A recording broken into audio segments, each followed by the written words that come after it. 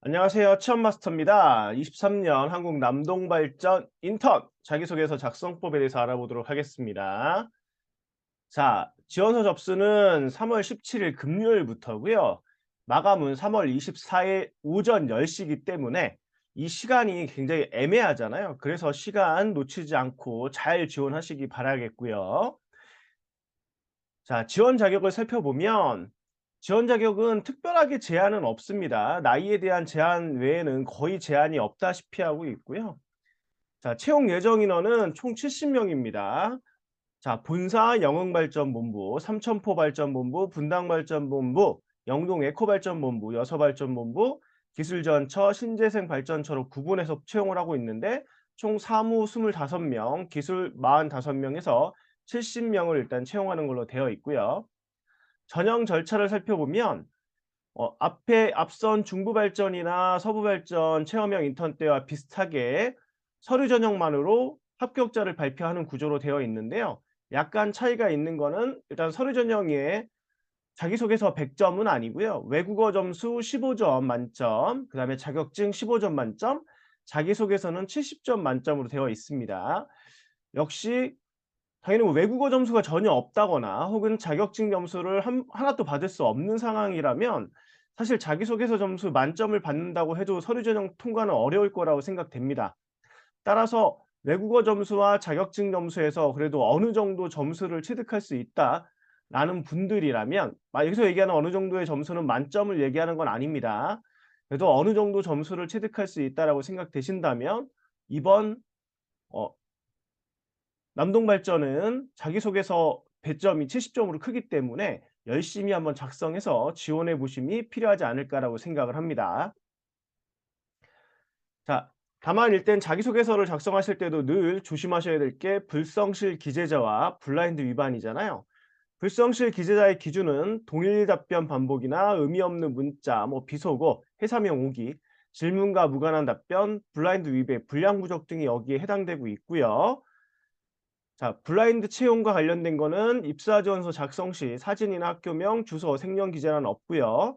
그리고 인적 사항에 대해서 일체 금지하고 있고 역시 이메일 기재 시 학교명이나 특정 단체명이 드러나는 메일 주소 역시 기재 금지하고 있습니다.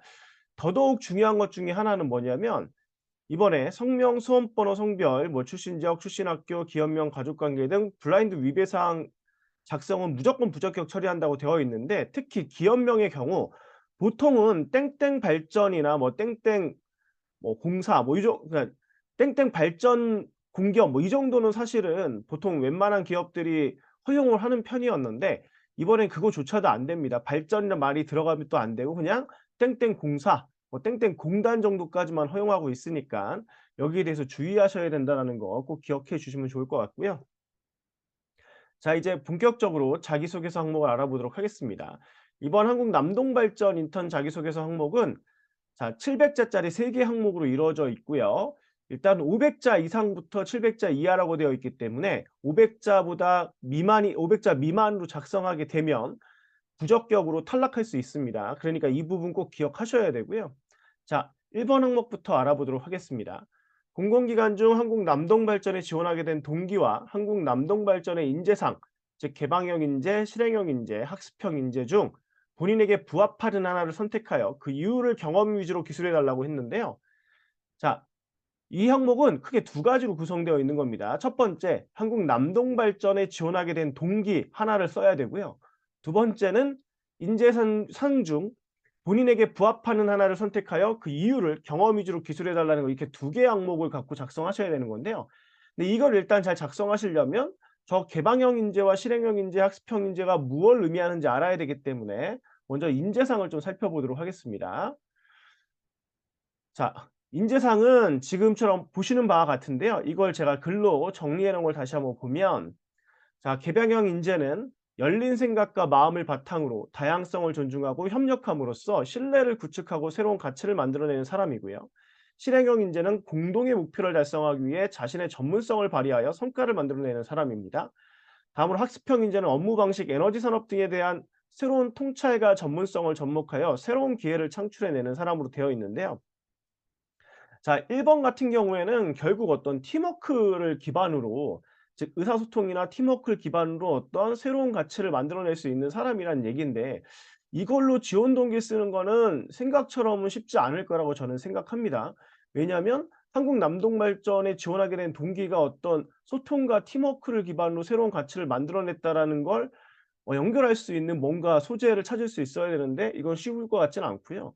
두 번째 실행형 인재, 공동의 목표를 달성하기 위해 자신의 전문성을 발휘해 성과를 만들어내는 사람은 이게 아마 가장 쉽지 않을까라고 일단 개인적으로 저는 생각하고 있고요.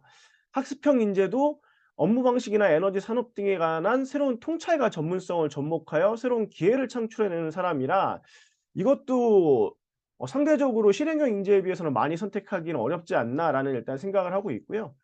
자, 어쨌든 이렇게 세 가지 인재상을 여러분들 살펴보시고 난 뒤에 지원 동기를 언급하기 위해 갖고 올 소재를 일단 생각하셔야 되는데 이 소재가 인재상과 연결하여 사례 중심으로 기술할 수 있는 것이 무엇인가를 좀 고민을 하셔야 되거든요.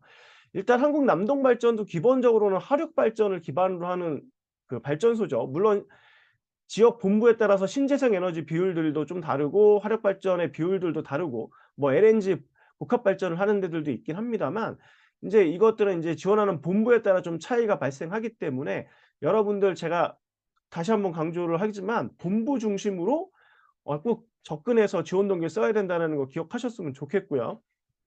어쨌든 이 지원 동기를 언급하기 위해 갖고 올 소재가 인재상과 연결하여 사례 중심으로 내가 기술할 수 있는 것이 무엇인가를 좀 고민하셔야 되는데 예를 하나 들면 제가 기계직으로 지원을 한다고 치면 A라는 과목을 통해 화력발전 개통안의 설비 중 하나에 일단 관심을 갖게 됐다. 그러면 일단 본부들 중에 화력발전을 주로 하는 본부에 지원하셔야 되겠죠?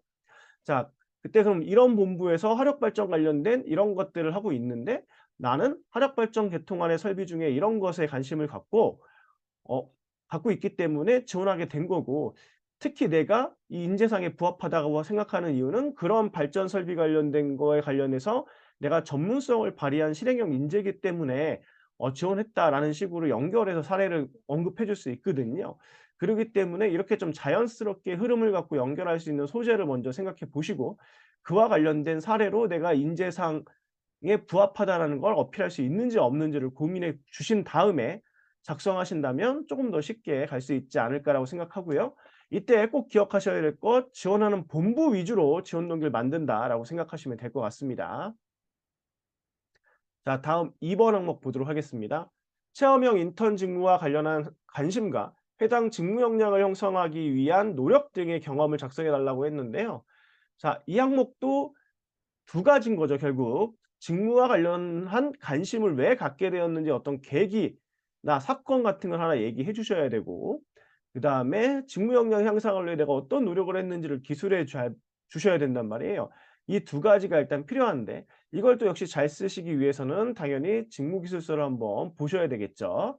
그래서 한번 살펴보면 자, 사무직은 좌측에 보시는 것과 같은 직무 수행 내용을 하는 걸로 되어 있고 자, 기술직은 우측에 해당하는 내용들로 되어 있죠.